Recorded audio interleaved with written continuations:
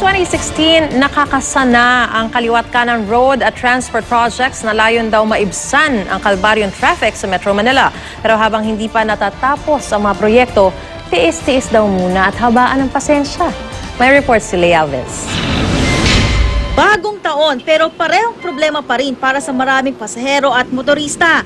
Traffic sa Metro Manila. Traffic pa rin hanggang ngayon eh. Araw-araw na eh. Nata-traffic, late. Pag-uwi mo, late.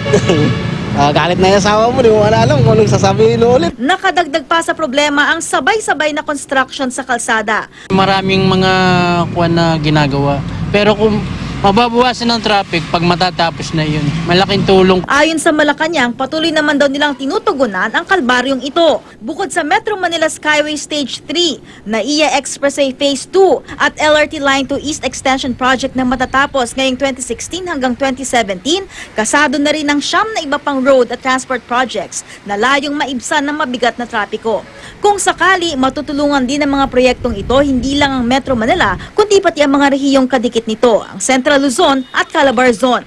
Aprobado na rin daw ang bagong terminal building sa Clark International Airport. Kung tutuusin, dati pa raw dapat ginawa ang mga infrastrukturang ito para di na tayo umabot sa matinding problema ng trapiko ngayon.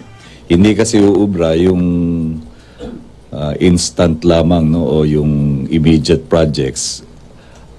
Dahil nga lumalaki ang populasyon natin at dahil nahuli tayo doon sa paglalatag ng mga kinakailangang infrastruktura na hindi nakasabay sa paglago ng populasyon, kinakailangang ilatag itong mahalagang infrastructure projects.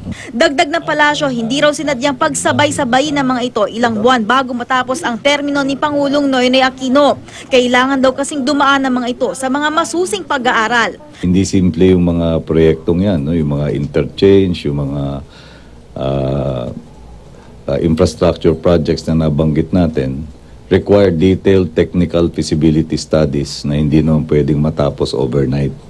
Kahit na inumpisahan noong 2010. Nagkaroon din daw ng kaso sa korte ang ilan sa mga proyekto kaya naantala ang pagsisimula.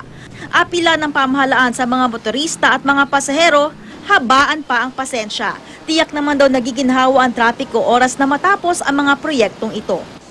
Lea Alves, GMA News.